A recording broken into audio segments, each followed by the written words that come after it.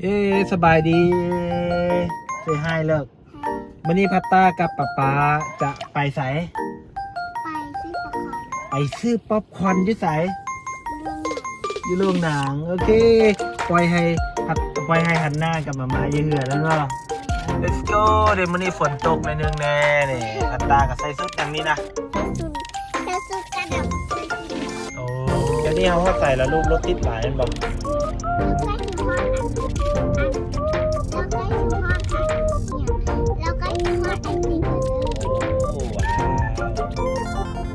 ลิ้นเราตั้มไม่ลงมาเดียว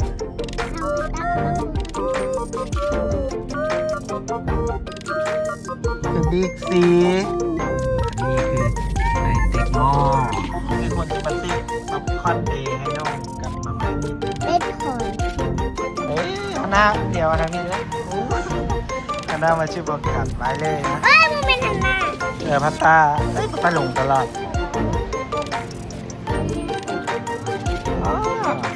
คืออยู่เสื้อลูกเลย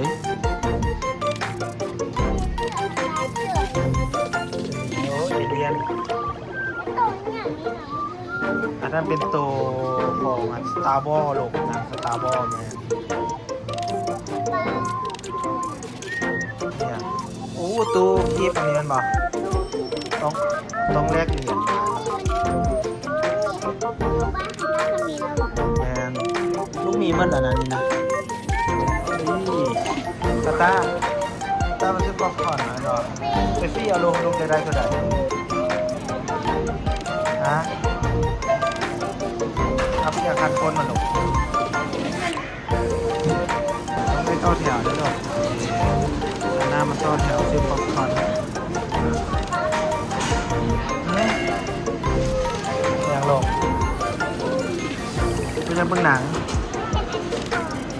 อ๋ออยู่ดีกว่ามาเข้าแถวมาพี่โอ้นั่นของพันตาเลยโยมต่อพันตาเลยนักหลายแล้วเรานักหลายอยู่ในอายไปจังนั่งกับลุงข้าวป๊อปคอร์นเอาก่อนยอขึ้นนึกโอ้ไปจ้าไปโอเคมาพูดพี่ลูกยังเห็นตัวใดลูกยังเห็น Toy Story อ่ะอันนี้ยูเกิดมาม่าก็มีเดี๋ยวมาม่าเปิดให้กินกับป๊อปคอร์นเลย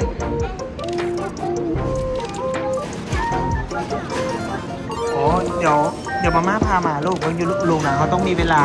โอเคเนาะโอเคไปนี่สุดนัดตาก็ได้ป๊อปคอร์นถังใหญ่พุทธโภดูทำใหญ่เลยไปให้ป้ามาม่าไปให้ป้าเท่ามาม่าเท่ากินเนื้อให้น้องเลยเนาะโอเคไปเลยโจบ๊ายบายนะ